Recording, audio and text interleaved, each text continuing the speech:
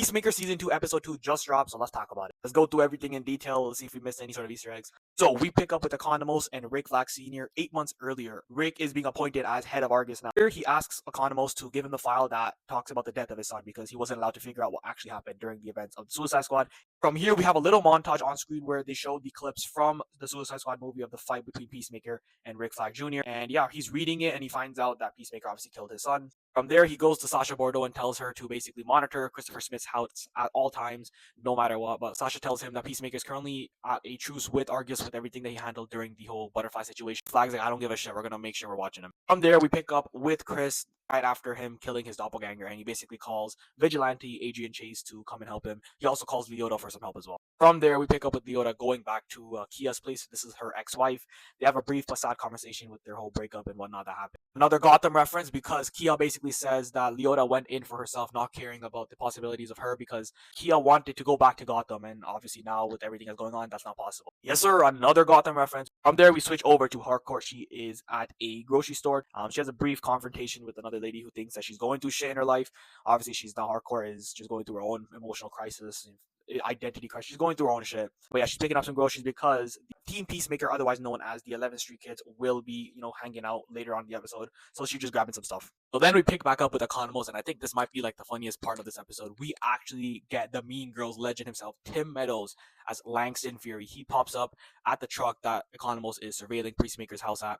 He comes in and they have such a banterful conversation. The entire conversation was just jokes. Langston is there to basically watch Economos because Sasha has her suspicions over Economos since, he has his connections with Peacemaker. If they're close, they're buddy-buddy, whatnot.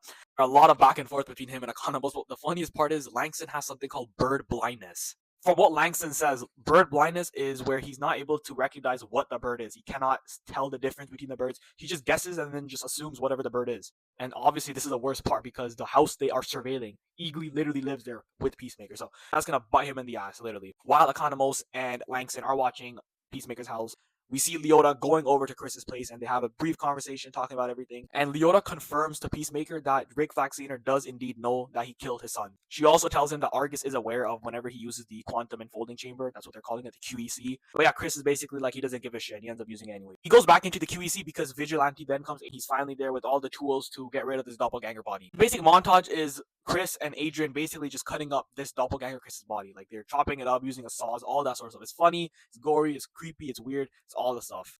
While they're throwing out the body and extinguishing it in that fire pit that we see in the QEC, we actually do notice that Chris's doppelganger had a phone that eventually drops out of his pocket, and our main Chris picks it up. And of course, our Chris, curious as any person would be, goes to the phone and finds pictures of him and Harcourt together in that doppelganger's universe. So from there, we pick up with the 11th Street Kids. They're all meeting up at Harcourt's rooftop. They're having a bit of a get-together there. While that's happening, of course, like I said earlier, Langston is now going to go investigate Peacemaker's house because Sasha does not think Economos is doing the right thing. So Langston is there to basically do the dirty stuff. Langston gives his crew like a bunch of crazy names, but yeah, they eventually go into Peacemaker's house and see the QEC. Obviously, they're not able to figure out like what exactly it is, how exactly to get through it, but they identify that it is, some parallel dimension sort of shit. And then from there, we get an Eagly aura moment. Who would have thought in 2025 an Eagle would be having one of the coolest fight scenes? But yeah, Eagly takes apart this crew with these, fights them, beats one guy's eye out, stabs another one's neck, bleeding out. And of course, Langston is unable to identify what type of bird it is. He thought it was a duck.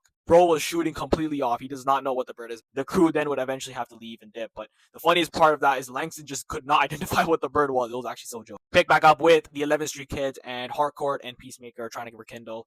But yeah, it doesn't go in the right way. Chris and the whole gang ends up drunk, and then we go back to Chris's place. Chris goes back to his house drunk, alone. And of course, when you're drunk, alone, and you're in your thoughts, what do you do? Going through this doppelganger's phone, and he texts the other universe doppelganger Chris's Harcourt. Obviously, the message doesn't deliver because, it's not from the same universe. So what does he do? Like any sane person, he goes into the doppelganger's universe. And obviously from there, the message delivers. Harcourt does reply, and we get a heartbreak emoji as well sent from her. He sits on his bed while his father, Augie, is calling out, his brother, where is Chris? Where is he? But yeah, so looks like we're going to be picking up with this from the next episode. Post-credit scene for this episode was also just a quick funny gag between Economos and Langston. It was just going back and forth between one of the conversations they had. Economos does not believe Langston got any sort of action like he's saying. He asks him for all these specifics. Langston's giving it to him, and yeah, it's just back and forth. It's really funny. But yeah, that was episode 2. It was a little bit slower compared to episode 1. I still thought it was a fun episode to watch from start to finish. What do you guys think, though? How are you guys feeling for this season and for this episode? Let me know in the comments down below.